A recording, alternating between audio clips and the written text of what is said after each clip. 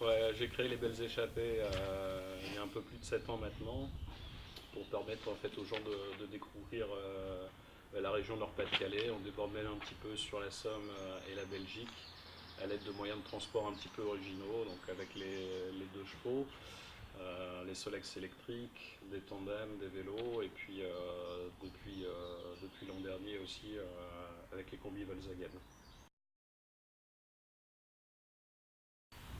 Alors moi j'ai toujours eu pour habitude de voyager en fait en véhicule ancien. Ma première voiture ça a été une vieille voiture, et puis donc j'ai appris comme ça sur le tas, on va dire, la mécanique au fil des pannes.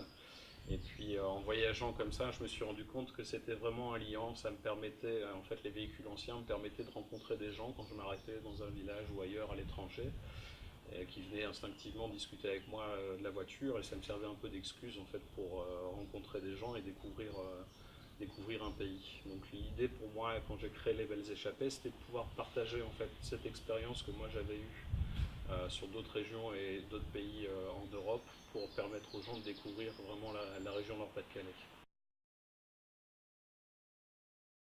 Ouais, alors systématiquement, nous, enfin, quand on a créé, hein, c'était vraiment le but, c'était de faire découvrir la région. Donc on ne pouvait pas s'asseoir, et le but pour nous, c'était que ce soit les gens qui conduisent, qui se fassent leur propre expérience. Comme on ne pouvait pas systématiquement monter avec eux sur le siège passager pour leur dire faut tourner à droite, faut aller voir telle chose. Donc on a fait sous forme de roadbook.